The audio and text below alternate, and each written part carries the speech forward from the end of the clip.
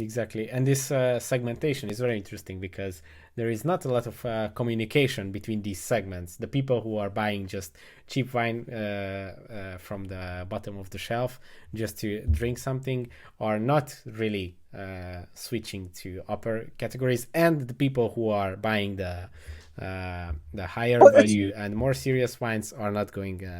it's the same as like any people says it, Chris. It's kind of the same as any business. There's a funnel. You're going to catch a lot of people at the bottom end, and maybe people want to move up. I had the same way. My first wine that I ever got drunk on was Boone's Farm. Like it's in America, like it's not even wine. It's like the worst possible thing ever.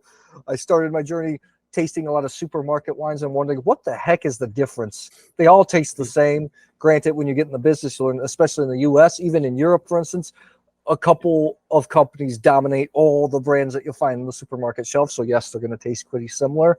But I wanted to learn more. So if you want to learn more, you'll start to explore more and more and more. But not everybody wants to know more. So most people want to say, is this good enough for me to open, get a little bit Yeah. tipsy, and enjoy with some food?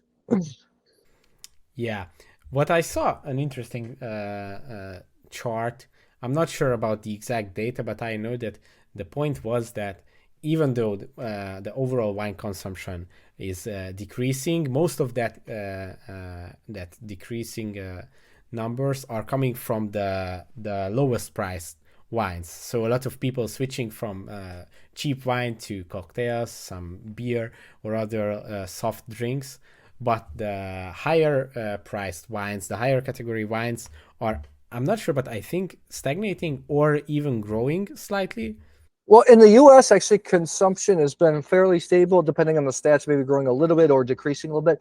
But it's like any product, there is going to be a market for luxury at the top. Unfortunately, those top wines have become luxury status symbols, and there's always going to be a market for them.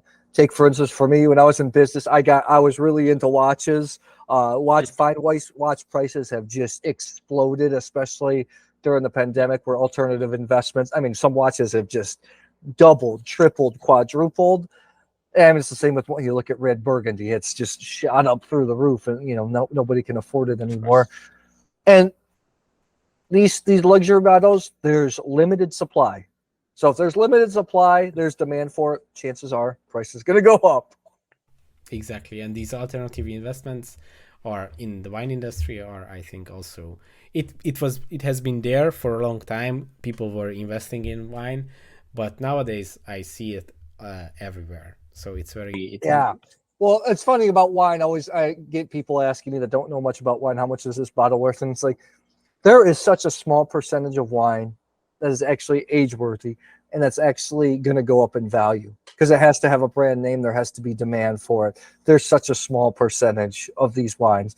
They're blue chippers, they're the Bordeaux's, they're Burgundies, some top champagnes, sometimes a few super Tuscans, but not even Napa Cabs. Some of the most expensive wines in the world. Some of these wines are sold cheaper on the on the tertiary, the secondary and tertiary markets years later because there isn't as big of a brand name for these, like the classic Grand Cru Bordeaux or Grand Cru Red and White Burgundies.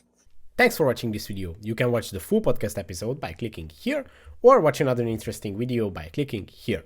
Let's continue the discussion in the comment section and see you in the next one.